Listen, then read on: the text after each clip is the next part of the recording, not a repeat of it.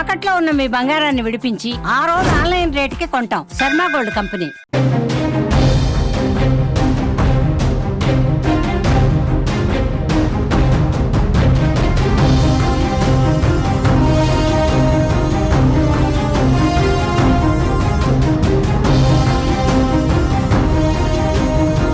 చీమ చిటుకుమన్న పాకిస్తాన్పై బాంబుల మోతకు భారత్ సిద్ధమైంది. వైమానిక విన్యాసాలతో వాయుసేన శక్తిని, అరేబియా సముద్రంలో నావికాదళం శక్తిని ఇప్పటికే ప్రదర్శించింది. అంతేకాదు భారత్ పాక్ సరిహద్దు వెంట ఆర్మీని వ్యూహాత్మక ప్రాంతాలకు తరలించేసింది. త్రివిధ దళాలకు సెలవులను రద్దు చేసింది.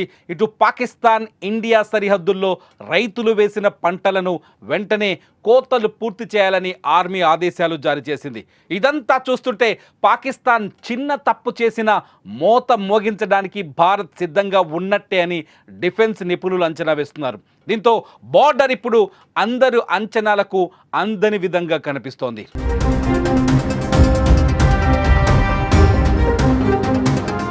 పహల్గామ్లో పర్యాటకులపై ఉగ్రదాడి నేపథ్యంలో భారత్ పాకిస్తాన్ మధ్య యుద్ధ వాతావరణం కనిపిస్తోంది. భారత్ పాక్ సరిహద్దుల్లో ఉద్రిక్త పరిస్థితులు నెలకొన్నాయి. పాకిస్తాన్ ఎప్పటికీ తేరుకోలేని విధంగా భారత్ కఠిన చర్యలు తీసుకోవాలని భావిస్తోంది. అందుకోసం భారత అమ్ముల పొదిలో ఉన్న అన్ని శక్తివంతమైన అస్త్రాలను రెడీ చేస్తోంది.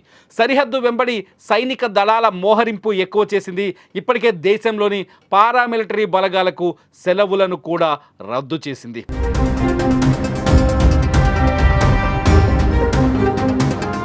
యుద్ధానికి సిద్ధమే అన్నట్టు 3 రోజుల కిందటే ఆక్రమణ్ పేరిట భారత సైన్యం భారీ వైమానిక విన్యాసాలు నిర్వహించింది.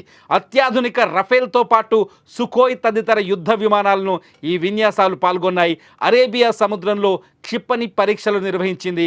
భారత్ నేవీకి చెందిన స్వదేశీ గైడెడ్ క్షిపణి విధ్వంసక నౌక ఐఎన్ఎస్ సూరత్ నుంచి సీ స్కిమ్మింగ్ టార్గెట్లను ఛేదించే క్షిపణిని పరీక్షించింది. వాయుసేనలో అత్యాధునిక ఫైటర్ జెట్లు రఫేల్ మిరాజ్ 2000తో పాటు పాక్కు గురిపెడుతోంది. యుద్ధ విమానాలు, క్షిపణులతో విమాన వాహక నౌక ఐఎన్ఎస్ విక్రాంత్, దానికి తోడుగా యుద్ధ నౌక ఐఎన్ఎస్ సూరత్ పాక్ దిశగా కదులుతున్నట్టు సమాచారం.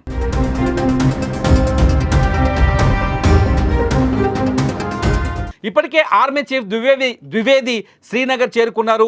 ఎల్ఓసి దగ్గర పరిస్థితులను ఆయన సమీక్షిస్తున్నారు. వివిధ దళాలతో సమావేశాలు నిర్వహిస్తున్నారు.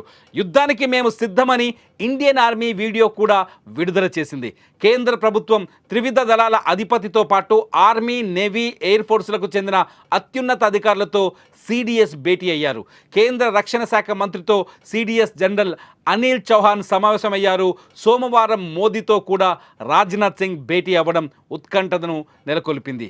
ఏ క్షణమైనా కీలక ఆదేశాలు వెల్లడయ్యే అవకాశాలు కూడా కనిపిస్తున్నాయి.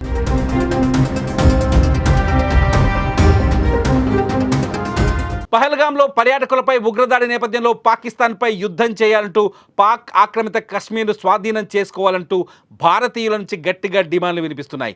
ఎన్నాళ్ళు ఈ ఉగ్రదాడులు, ఎన్నాళ్ళు భరించాలి, ఎన్నాళ్ళు ఉపేక్షించాలనే ప్రశ్నలు తలెత్తుతున్నాయి. ఇందుకు తగ్గట్టుగానే శత్రువులు కలలో కూడా ఊహించని విధంగా విరుచుకు పడతామని, ప్రతీకారం ఖచ్చితంగా ఉంటుందని గట్టిగా గుణపాఠం చెబుతామని ప్రధాని మోదీ వార్నింగ్ ఇచ్చారు. అటు పాకిస్తాన్ కూడా సరిహద్దుల్లో సైన్యాన్ని అప్రమత్తం చేసింది. క్షిపణి పరీక్షలను సిద్ధం చేసింది. సరిహద్దుకు ఆయుధాలను తరలిస్తోంది.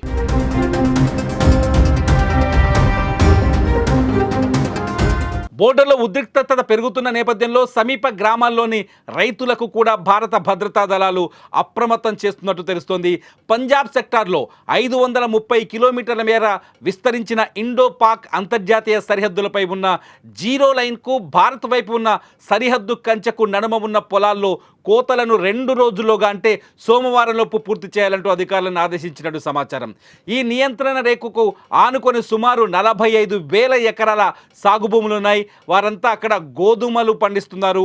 యుద్ధం వస్తే రైతులకు ఇబ్బందులకు గురవుతారనే నేపథ్యంలో వెంటనే వారు పండించిన పంటను కొనుక్కోవాలని సూచిస్తున్నారు. మరోవైపు భారత్ పాకిస్తాన్ మధ్య దౌత్య సైనిక ఉద్రిక్తతలు తారాస్థాయికి చేరుకోవడంతో కశ్మీర్ ప్రజలు ప్రభుత్వం నిర్మించిన బంకర్లలో ఆశ్రయం పొందేందుకు సిద్ధమవుతున్నారు.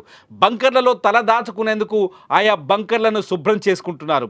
ఇరు దేశాల సరిహద్దుల్లో జరుగుతున్న పరిణామాలు చూస్తుంటే ఏ క్షణమైనా పాకిస్తాన్ భారత్ మధ్య యుద్ధం జరిగే అవకాశం స్పష్టంగా కనిపిస్తోంది.